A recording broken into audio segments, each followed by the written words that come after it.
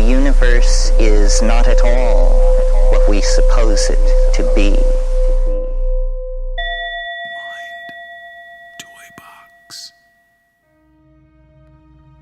Alternative Methods for Treating Cognitive Health Issues, Episode 3 of 3. And tonight's guest is Carmela Danna, Yoga Instructor and Reiki Master. And a word from our sponsors. This podcast is brought to you by the peanut butter and jelly sandwich Jack just ate, since this is a new podcast and there are no advertisers yet. So if you would like your ad here, contact Jack. Advertising programs start from, that's not so bad, to, wow, what a deal. Look, dude needs funding to do this show, so be a hero and buy some ad space. And we are recording. Ladies and gentlemen, this evening we are going to wrap up our 3-part series on treating cognitive health issues with alternative methods with something that you may be familiar with, but not truly understand the full benefits of, and that is yoga and Reiki. Now, I can only speak for myself, but before I understood the health benefits of yoga, I always assumed it was something only soccer moms did while complaining about the temperature of their latte, and that couldn't be further from the truth.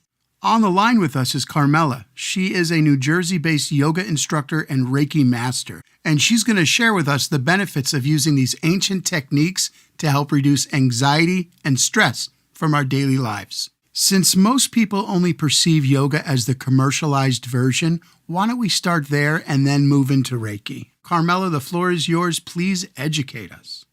Okay, yoga is a practice which helps us to connect to peace within, and we practice by connecting mind, body, breath, and moving with the breath to induce a state of relaxation while challenging ourselves at the same time. To practice various poses which help to move energy in the body. Also helps you to find peace within and relax a little bit more. It's great for de-stressing. What type of yoga do you teach, and what is the difference between what you teach and some other methods? Well, I teach a gentle class, which isn't too crazy. A lot of stretching, breathing, of course, and gentle poses, as opposed to, as I also teach vinyasa, which is more of a flow class. It can be challenging or not so much, depending on your level. There are different various yoga practices, such as hot yoga, just in a heated room, which is Bikram. There is more of a hatha practice, which you don't flow as much. You definitely include some pranayama in that. If someone was completely stressed out working a 9 to 5 and they were thinking of alternative methods to relieve their stress without taking over-the-counter prescription medication, why would you recommend yoga? Because the practice itself helps you to de-stress by breathing slow, very deep, which has a very positive effect on the nervous system, and it can induce the relaxation response, which can lower your blood pressure, your heart rate. It can be very calming as long as you learn to kind of move with your breath. I recently watched a program where a neurologist hooked Deepak Chopra up to a CT scan and asked him to get into a deep meditative state. And what I found so fascinating was, when Deepak was in his Zen-like moments, the part of the brain that lit up like a Christmas tree on the screen was where your pineal gland sits. And that's the same part of the brain that's responsible for producing the majority of hormones and chemical compounds that are released when taking harsh pharmaceuticals to treat depression, anxiety, stress, and other mental health or cognitive health issues. So it just goes to show you that if you practice meditation or yoga on a daily basis, that you can achieve the same results as popping a pharmaceutical, but just without the harsh side effects. How often do you offer classes to teach people these techniques? Almost every day I have classes, different various studios that I teach at. Deepak Chopra is pretty amazing. There's a lot to be said about the poses itself, but I do think meditation is key, which helps a lot to kind of find that inner stillness, that inner peace that we're all looking for. Yoga is wonderful, but I definitely would say include some form of meditation. What is the average size of a class that you teach? Anywhere from 5 to maybe 15 to 20 people per class, depending on the timing and the type of class. Anyone looking to start, I totally recommend basic or gentle yoga to start with, and then once you get more familiar, you could advance a little bit.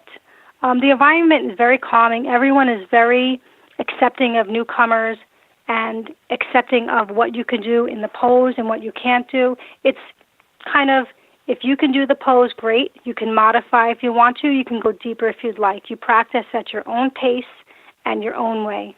What is a good age for someone to start yoga? You could start as young as you like, but you just need to take the appropriate class. So children would go into children's classes. There's definitely teen classes. And, of course, once you get older, you can join any regular class that you choose. That's just wonderful. Let's use the remaining time before our first break to talk a little bit about the other side of your business of being a Reiki master and what Reiki really is. Reiki can be defined as a Japanese form of stress reduction that promotes healing on a physical, emotional, mental, and spiritual level. A Reiki practitioner places their hands on or above your body, allowing ourselves to be a channel for the life force energy to flow through us, out of our hands, into your body.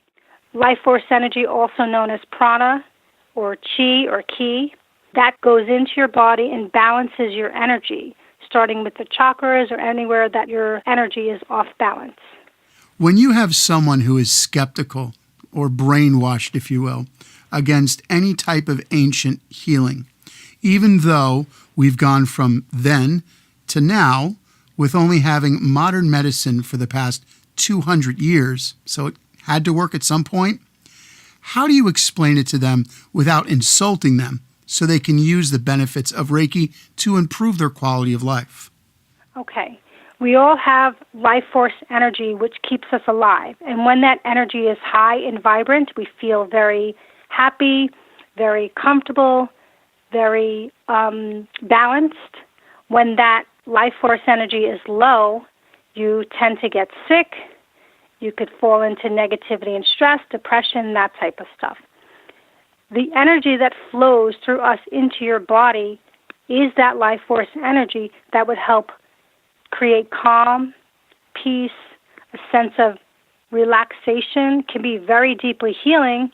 I say, if you're not sure, try it and you can feel it for yourself. We're going to take a quick break, and when we come back, we'll have Q&A from social media. Not sleeping well due to a cognitive health issue? Do you rely on medication to help you sleep only to feel unrested, stressed out, and depressed in the morning? Let me help you break your chemical dependency on sleep aids and antidepressants with frequency therapy. Frequency-based music is an excellent, non-invasive alternative for treating mild to severe symptoms of PTSD, depression, ADD, ADHD, insomnia, and in some cases, autism, Alzheimer's, and other stress-related and/or mental health conditions. Mind Toy Box is music composed using the understanding of somatics, the study of the visual effect of frequencies, in relation to the human body and mathematics from the points where the Fibonacci sequence and pi meet to offer relief for cognitive health issues. In a recent controlled study, 250 people were given a track to listen to with instructions, and the results were amazing, with over 71% study participants falling asleep within 15 minutes. So, if you're tired of being tired, Mind Toy Box Frequency Therapy may be right for you. Each $10 track is a full frequency therapy session and should be listened to in its entirety without interruption using headphones while either lying down or seated in a comfortable position. Individual results may vary. Please consult your physician before stopping any medication.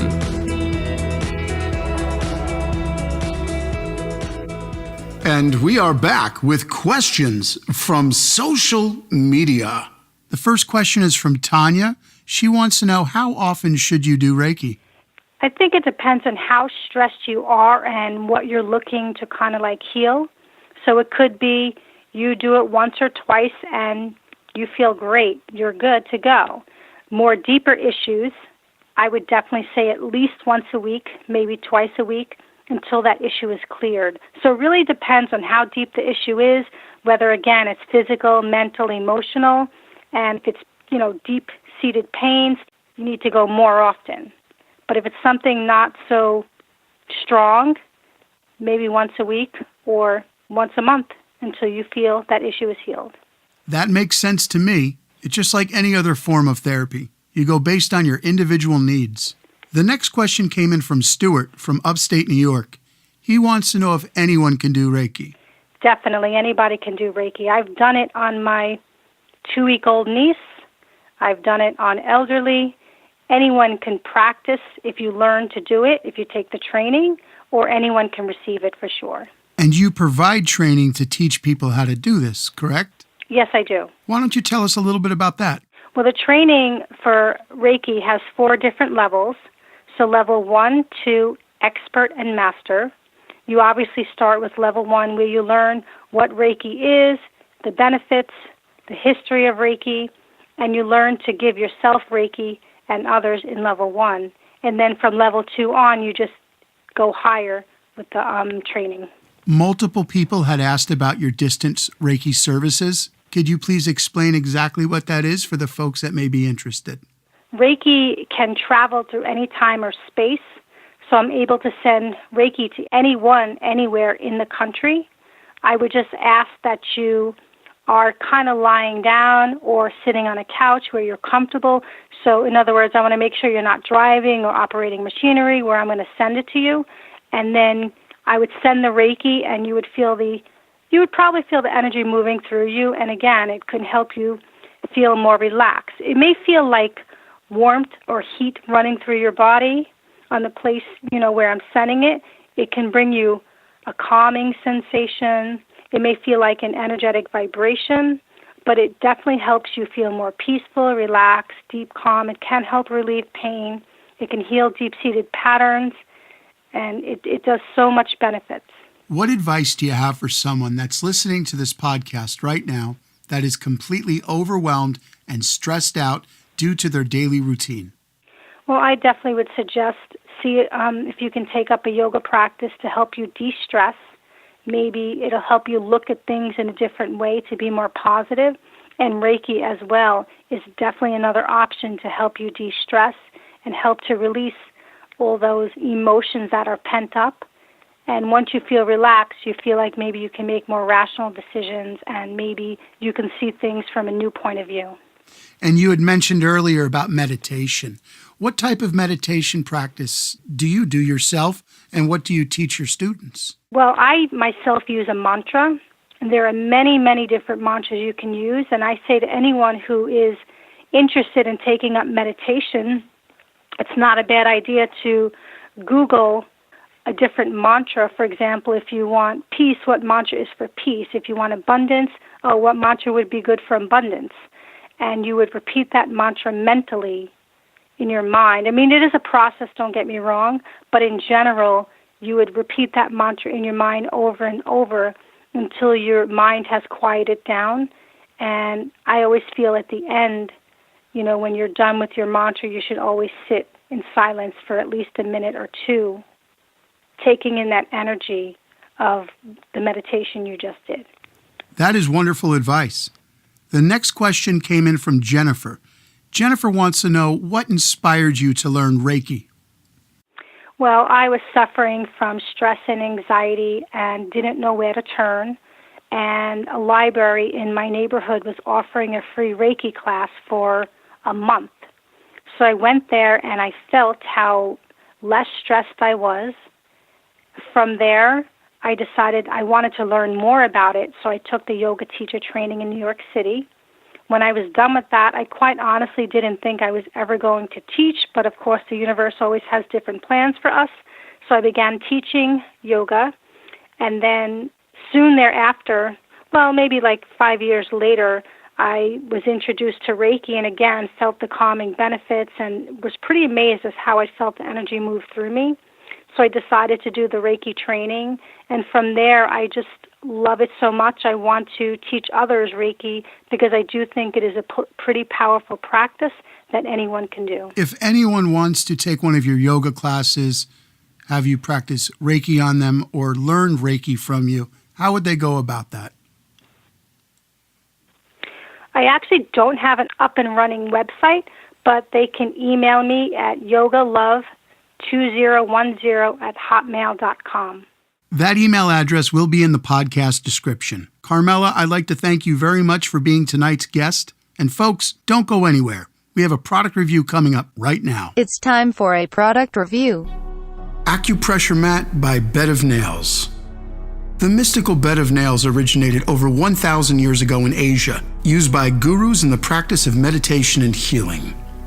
Bed of nails is similar to acupuncture. The pressure of the round nails against the skin may help the body release endorphins, the body's very own happiness drug, which provides a sense of joy, energy, pain relief, and oxytocin, which induces a sense of calm.